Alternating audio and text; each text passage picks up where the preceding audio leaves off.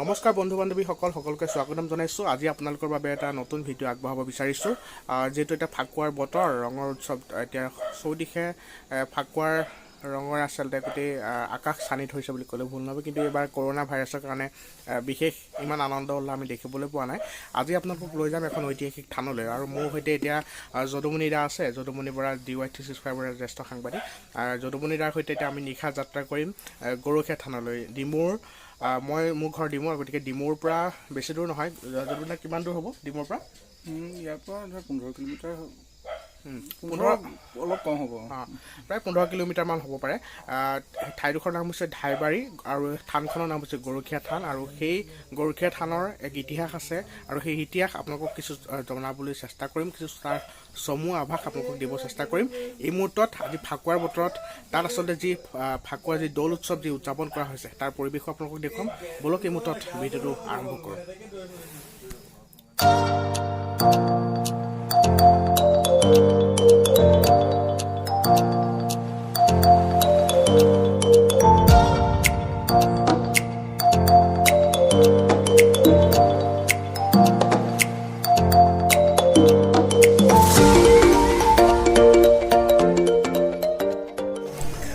আমি বাইকখন ডিমৌ চাৰিআলিতে থৈছোঁ, আৰু ডিমৌ চাৰিআলিতে থৈ এতিয়া আমি গাড়ীৰে যাত্ৰা কৰিম। যিহেতু ৰাস্তা অকণমান দূৰ আৰু ৰাস্তাটো যথেষ্ট বেয়া, গতিকে মানুহ যথেষ্ট হৈছে, গতিকে ট্ৰেফিক জামত ফচাৰ ভয় এটা আছে।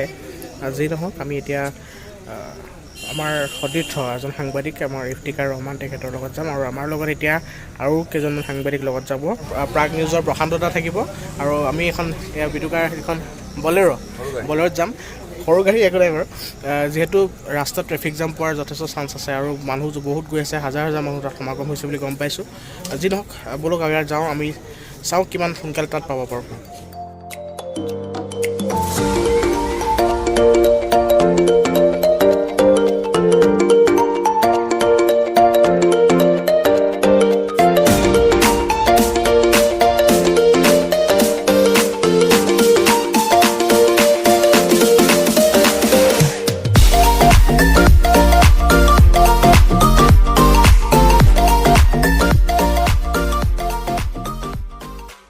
আমি পাইছোঁহি গৰখীয়া থান আৰু মন্দিৰ থানৰ এই ৰাতিৰ এই দৃশ্য আপোনালোকক দেখুৱাইছোঁ। হাজাৰ হাজাৰ আচলতে ভক্ত ইয়াত আগমন ঘটিছে, সকলোৱে ইয়াত আহিছে।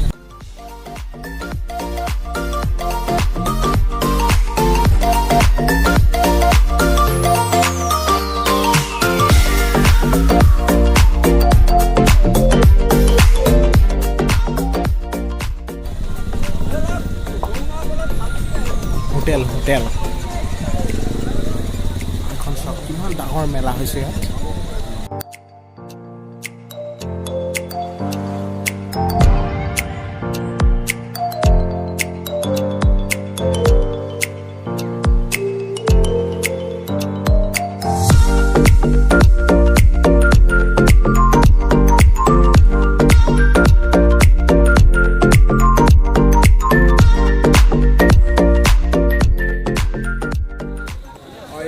আমি আহি পাইছোঁহি আচলতে গৰখীয়া যি মন্দিৰ আছে, গৰখীয়া মন্দিৰ আহি বিদুকা ইতিমধ্যে কেমেৰা কৰিছে, লগত যদুমণি দা আছে, আৰু দেখুৱাইছোঁ এইখন আচলতে মূল তোৰণ, আৰু এই মূল তোৰণৰ পৰা আচলতে সহস্ৰাধিক লোক ইয়াৰ পৰা আগমন ঘটিছে।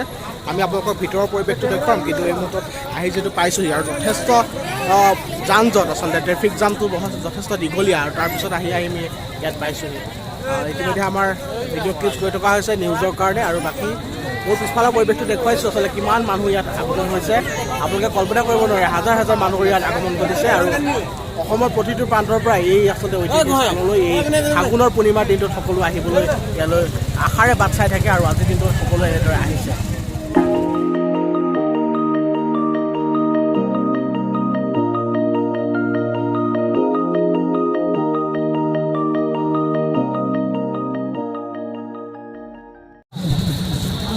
চাওক আপোনালোকে কিমান মানুহ আচলতে ইয়াত সমাগম হৈছে আমি গণি শেষ কৰিব নোৱাৰোঁ অগণন লোকৰ ইয়াত সমাগম ঘটিছে আৰু নিশাৰ ভাগত আজি এই যিটো গৰখীয়া মন্দিৰত ইয়াৰ যি মাংগলিক যি কাৰ্যসূচী হৈ আছে আৰু ফাগুনৰ আজি পূৰ্ণিমাৰ দিনটোত দৌল উৎসৱৰ এই বিশেষ দিনটোত এনেদৰে আচলতে হাজাৰ হাজাৰ লোকে ভিৰ কৰিছে এই ঐতিহ্যমণ্ডিত ঠাইমাৰ পুখুৰীৰ পাৰত থকা গৰখীয়া মন্দিৰত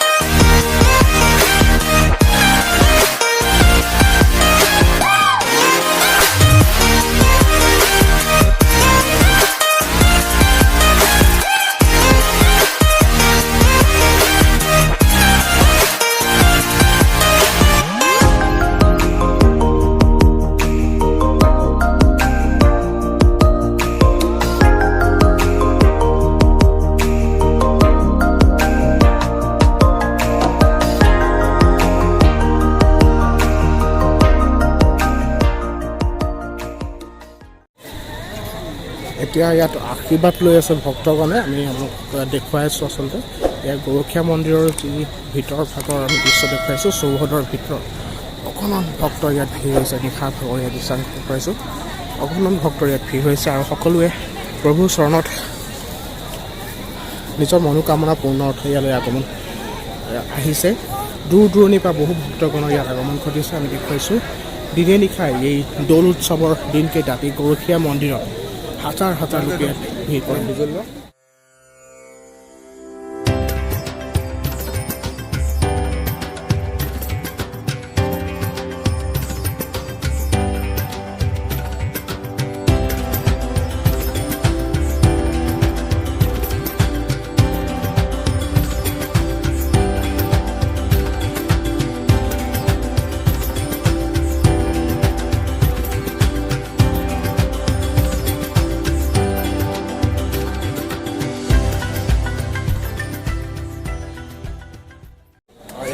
মই গৰখীয়া মন্দিৰৰ সন্মুখ ভাগত আছোঁ আচলতে মণিকূটৰ সন্মুখ ভাগত আৰু পিছফালে আপোনালোকক দেখুৱাইছোঁ ইয়াত আচলতে বৰ্তমান সময়ত ইয়াত আৰাধনা চলি আছে আৰু মোৰ পিছফালে দেখুৱাম আচলতে কিমান ভক্ত ইয়াত আহিছে আৰু মহিলা হাজাৰ শ মহিলা ইয়াত আচলতে যি এই মন্দিৰৰ আচলতে যি প্ৰাংগণ এই প্ৰাংগণত ভিৰ কৰিছে মই দেখুৱাইছোঁ কিমান আচলতে মহিলা ইয়াত আছে আপোনালোকে দেখুৱাইছোঁ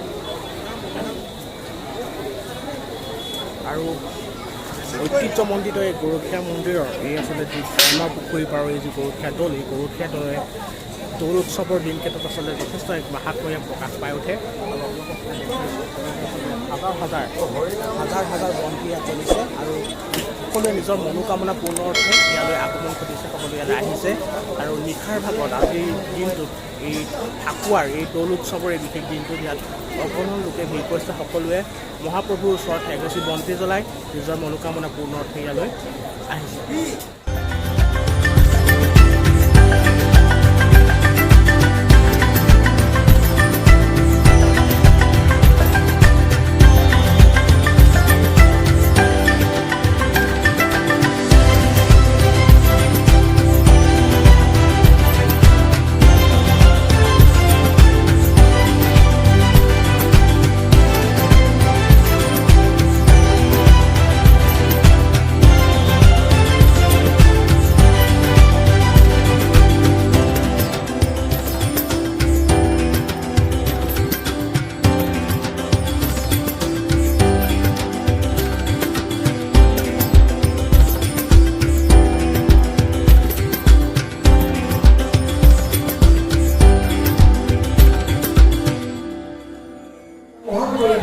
ইতিমধ্যে এই গৰখীয়া মন্দিৰৰ প্ৰাংগণত আচলতে ইয়াত ভাগৱত পাঠ হৈ আছে আৰু ভাগৱত পাঠ কৰি তেওঁলোকে যিসকল পাঠক আছে তেওঁলোকে ভক্তগণক ইয়াত উপস্থিত ভক্তগণক ইয়াৰ অৰ্থ ভাগনি আচলতে তেওঁলোকে বুজাই গৈছে আৰু দেখুৱাইছোঁ মোৰ পিছফালে পুনৰ কৈছোঁ শদিয়াৰ পৰা ধুবুৰীলৈ প্ৰতিজন আচলতে ভক্ত ইয়াত আগমন হয় সকলোৱে নিজৰ মনোকামনা পূৰ্ণতে ফাগুনৰ এই পূৰ্ণিমাৰ দিনটোত সকলো ইয়ালৈ আহে আৰু আহি এই গৰখীয়া মন্দিৰত নিজৰ আশীষ লয় আৰু নিজৰ মনোকামনা পূৰ্ণ অৰ্থে তেওঁলোকে প্ৰাৰ্থনা কৰে।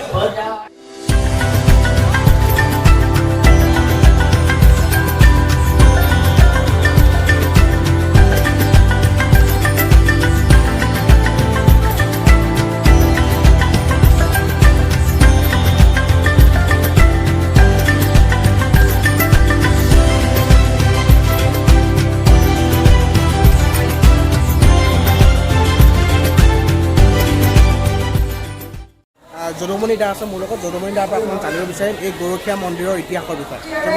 আচলতে আমি জনামতে এই ঐতিহাসিক গৰখীয়া মন্দিৰ আমাক বিজ্ঞজনে কোৱা মতে 1950 চনত যি ভূমিকম্প হৈছিল সেই ভূমিকম্পৰ সময়তে আচলতে এই গৰখীয়া মন্দিৰ আৰম্ভ হৈছে।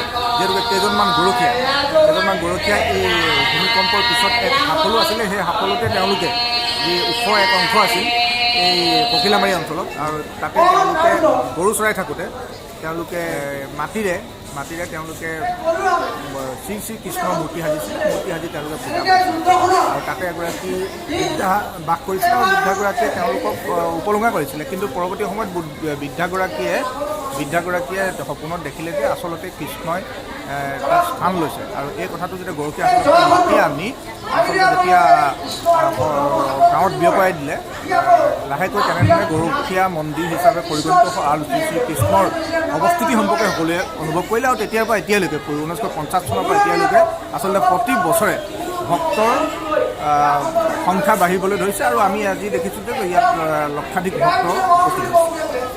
ধন্যবাদ জনাইছোঁ। এই আচলতে যদুমণি দাও তেখেতে ইতিমধ্যে আপোনালোকক জনাইছে যে এই আচলতে গৰখীয়া মন্দিৰৰ যি ইতিবৃত্ত তেখেতে চমুকৈ জনাব চেষ্টা কৰিছে। আহোম ৰজা দিনতে আচলতে ইয়াৰ এই গৰখীয়া মন্দিৰৰ সন্মুখতে আছে ঐতিহাসিক ঘাইআলি, আৰু এই ঘাইআলি ঘাইমাও যি আচলতে তেখেতে শিৱসাগৰলৈ যাবৰ বাবে অৰ্থাৎ আহোমৰ এতিয়াৰ ৰাজধানী ৰংপুৰলৈ যাবৰ বাবে যাতায়াতৰ ক্ষেত্ৰত যাতে অসুবিধা নহয় তাৰ বাবে ঘাইআলি নিৰ্মাণ কৰিছিল। আৰু সেই ঘাইআলি নিৰ্মাণৰ পিছত আচলতে বৰ্তমান সময়ত দেখিছোঁ এয়া গৰখীয়াত ভাল অৰ্থাৎ গৰখীয়া মন্দিৰ, আৰু গৰখীয়া মন্দিৰৰ কাষতে আছে এটা ঘাইমামু অলপ দেখিব চেষ্টা কৰিছোঁ, ঘাইমাও পুখুৰী। আৰু আহোম ৰজা দিনৰ পৰা আচলতে এই যিডোখৰ ঠাইডোখৰ আচলতে যথেষ্ট জনবিখ্যাত, আৰু বিভিন্নজন আহে, বছৰেকত বিভিন্নজন আহে, আৰু সকলোৱে নিজৰ মনোকামনা পূৰ্ণ অৰ্থে ইয়ালৈ আশীষ ল'বলৈ আহে। আমি বিভিন্নজন পাইছোঁ, আমি অকণমান দাদাহঁতৰ পৰা জানিব চেষ্টা কৰিম। গৰখীয়া থানলৈ আহিছে, কেনেকুৱা কি ক'ব? প্ৰতি বছৰে আহে নিশ্চয়? প্ৰতি বছৰে আহে। কওকচোন অকণমান কেনেকুৱা লাগে ইয়াৰ যিটো অনুভৱ? ভাল লাগে ইয়াত মানে আহিলে মানে কিবা মনোকামনা কৰিলে ভাল হয়, মানে মনোকামনা পূৰ্ণ হয়। আমি সেইকাৰণে প্ৰতি বছৰ নহয় আহিয়ে থাকোঁ আৰু প্ৰত্যেক বছৰে অহা হয়। আৰু মনৰ মানে যিখিনি মানে ভাবোঁ সেইখিনি প্ৰত্যেকখিনি সিদ্ধি হয়, সেইকাৰণে অহা হয়। আৰু লক্ষাধিক ভক্ত আগমন হয়। হয়, নিশ্চয়কৈ লক্ষাধিক ভক্ত আগমন হয়। আৰু ঐতিহাসিক এই গৰখীয়া মন্দিৰলৈ বিভিন্নজন আহে। আৰু মই ভিডিঅ'টো ইমানটা সামৰণি মাৰিম, কিন্তু তাৰ বাবে আপোনালোকক কেইটামান দৃশ্যাংশ দেখুৱাম। আমি এতিয়া ইয়াৰ পৰা বিদায় ল'ম, আৰু মোৰ লগত মোৰ ভাইটি আহিছিলে, আৰু আমি একেলগে ইয়ালৈ আহিলোঁ, আৰু আহিয়ে এই গৰখীয়া মন্দিৰৰ যি ঐতিহাসিক যিখন এই ঐতিহাসিক ক্ষণৰ সাক্ষী হ'লোঁ, আৰু সকলোৱে নিজৰ মনোকামনা পূৰ্ণভাৱে ইয়াত আশীৰ্বাদ ল'লে, আৰু আমিও আশীৰ্বাদ ল'লোঁ। আৰু এই মুহূৰ্তত ইয়াৰ পৰা আমি বিদায় ল'ম, আৰু দেখুৱাইছোঁ এখন মুহূৰ্ত অকণমান ভক্ত মই মানুহৰ ভিডিঅ' দেখুৱাইছোঁ আপোনালোকক। আৰু ইয়াত বিভিন্নজনৰ যি আগমন, এই আগমনৰ পৰা এটা কথা স্পষ্ট যে পৰৱৰ্তী সময়ত অৰ্থাৎ অনাগত সময়ত এই ঠাইডোখৰ আচলতে পৰ্যটনৰ এক হাব হোৱাৰ সম্ভাৱনা যথেষ্ট আছে।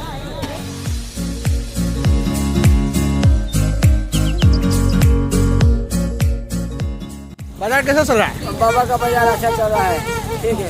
4 साल हो गया। 4 साल से आए हैं? 4 साल से आए। कैसा लगता है ये इसका जो माहौल है? बहुत भार लगता है, अच्छा लगता है। आप कहाँ से हैं? शिवसागर से आए। और आप कहाँ से? हम भी शिवसागर से आए। शिवसागर से? और शिवदौल से है क्या? शिवदौल। हाँ, अभी तो शिवरात्रि गुजर गई है। हाँ, तो अभी इसका जो माहौल है आपको कैसा लगता है? कितने साल से आ रहे हैं आप? गोरखिया थान का यह मेला हमको प्रत्येक बच्चे आते हैं और हमको अच्छा लगता है। और यहाँ का सभी जो है कि कमेटी के तरफ से भी बहुत अच्छा सुविधा मिलती है।